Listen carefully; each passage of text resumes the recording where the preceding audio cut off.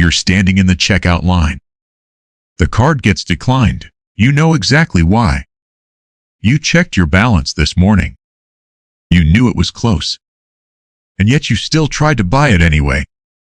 Later that night you think, why did I do that? Why do smart people make dumb money decisions? Maybe you've asked yourself that question. Maybe you've called yourself bad with money. Maybe you've said, I'm just not a numbers person. You tell yourself you'll do better next month. Then next month happens, and somehow it happens again. It's easy to start feeling like there's something wrong with you. Like everyone else got some money manual you never got handed. Here's the thing, that's not what's actually happening. There's a study that changed how scientists think about poverty. Two researchers, one from Harvard, one from Princeton, Sendhil Mullainathan and Eldar Shafir. They wanted to know why poor decisions cluster around poor people. Not because poor people are less capable. That was their starting question. So they ran an experiment at a New Jersey mall. They pulled in people from all income levels. Rich, middle class, and poor. They gave everyone a simple cognitive test. Basic logic and problem solving. Before the test, they asked a question. Imagine your car needs a 300 repair. Do you pay in cash, use credit, or borrow the money? Just imagine it, that's it, then take the test. For people with money, no big deal, their scores didn't change.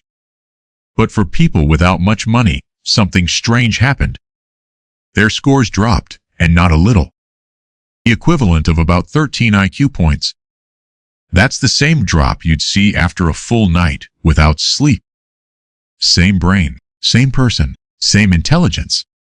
The only difference was one sentence about a hypothetical bill.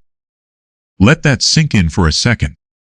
Just thinking about a possible expense made people temporarily less sharp. Not because they lack intelligence. Because something else was eating their mental space. The researchers call it bandwidth. Think of your brain like a computer. You've got a limited amount of processing power. Now imagine 40 tabs open in the background. Rent is due in 6 days. The card is almost maxed out. Did the electric bill go through or not? Every one of those is a tab running quietly in your head. Draining power you don't even notice is being drained. So when a new decision comes in, there's less brain left to make it well. That's not weakness, that's just how limited attention works for every human being. The researchers didn't stop at a mall experiment. They went to India to study sugarcane farmers. These farmers get paid once a year, right after harvest. So for months, they're broke, then suddenly, after harvest, they're flush with cash. Same farmers, same brains, same skills. The researchers tested their cognitive function in both periods. Before harvest, when money was tight, scores were lower. After harvest, when money was available, scores went up. Nothing about their intelligence changed. Only their financial stress changed. This is called scarcity, and it's not just about money. It happens with time too. Ever notice how the busier you are, the worse your decisions get? Same mechanism, your brain narrows in on the urgent thing. And it tunnels, that's the actual term researchers use, tunneling. When you're in survival mode, your focus locks onto the immediate fire. Rent, the overdraft, the late notice. And everything outside that tunnel goes blurry. Picture grocery shopping while doing quiet math in your head the whole time. Add, subtract, can I actually afford this cart? That's mentally exhausting, and it's running in the background of everything else you're doing that day. Which sounds useful, right? Laser focus on the problem in front of you. Except here's the catch, the things outside the tunnel don't disappear. They just quietly get worse while you're not looking. Subscription you forgot to cancel. The library fine turning into a bigger fee. The 10 minutes it would have taken to compare prices before buying.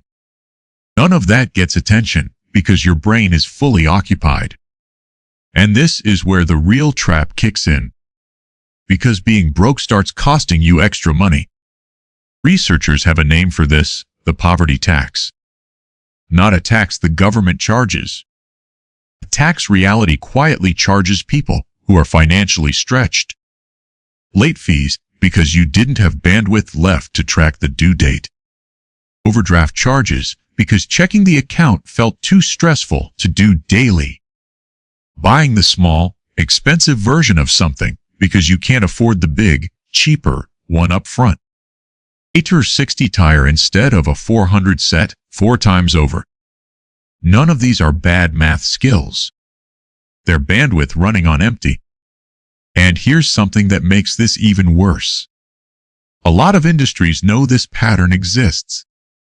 Payday loan companies aren't targeting broke people by accident. They're targeting the exact moment your bandwidth is lowest. Credit card minimum payments are designed to feel manageable in the moment. So you never quite do the math on how long that debt actually takes to pay off. Subscription services quietly bank on you being too tunneled to notice the charge. None of that is your fault. It's a system that profits from tunneling, which makes understanding it even more useful. And here's the part most people don't expect. This isn't only about people below the poverty line. It happens to anyone who feels broke, even if their income looks fine on paper. Because your brain doesn't respond to your bank statement. It responds to how scarce money feels to you right now, in this moment.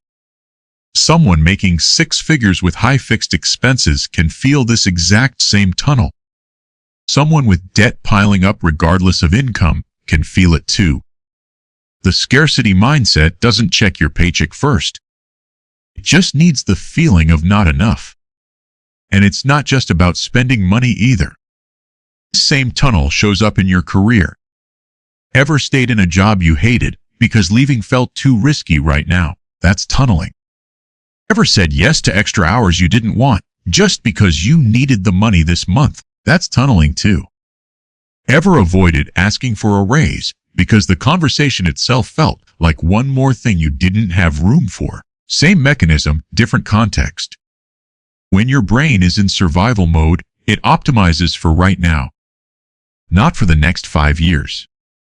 Which is exactly why financial stress makes big career decisions so much harder to think through clearly. So if you've ever made an impulse purchase during a stressful money week, that wasn't random, that was tunneling. Your brain grabbing something that felt good right now. Because long-term thinking requires bandwidth you didn't have in that moment. If you've ever paid a late fee on something you fully intended to pay on time, that wasn't laziness, that was a tab running quietly in the background that finally crashed. None of this means you're stuck. It just means the problem was never your intelligence in the first place. Which is actually good news, because you can't easily raise your IQ. But you can absolutely lower the bandwidth tax. Here's what that actually looks like. Not motivation, not willpower, not another spreadsheet you'll abandon in a week. Reduce the number of financial decisions you have to make daily. Automate what you can, bills on autopay, so they're not a tab running in your head every single day. One weekly money check-in instead of constant anxious checking. Constant checking doesn't create control, it just adds more tabs. Batch your decisions instead of making them one at a time under stress. Meal plan once a week instead of deciding what to eat while exhausted and hungry. Because tired plus hungry plus broke is exactly when tunneling hits hardest. Build small buffers where you can. Even 200 saved reduces the number of true emergencies that hijack your focus. It's not about the amount, it's about lowering how often your brain goes into tunnel mode. Same goes for automating a small amount into savings. When it happens automatically, that's one less decision competing for space in your head. You're not relying on willpower to remember to do it every time. None of this is about being more disciplined. It's about designing your life so discipline isn't required as often. Because willpower runs on the same bandwidth that's already stretched thin. You can't outwork a bandwidth problem with more effort. You have to reduce what's competing for that bandwidth in the first place. So the next time you make a money decision you regret, don't jump straight to, I'm bad with money. Ask a different question instead. What was I carrying in my head in that moment? What tabs were open? Because the research is pretty clear on this. It was never about how smart you are. It's about how much room your brain actually had left to think. And that's something you can actually change. Not overnight, but one less tab at a time. If this helped you see your own money habits a little differently, that's exactly what this channel is for. Every week I break down the psychology behind why we do what we do with money and work. Not to make you feel bad about it, to help you actually understand it. Because understanding is the first tab you get to close. Subscribe if you want more of this. And the first will see you in the next one.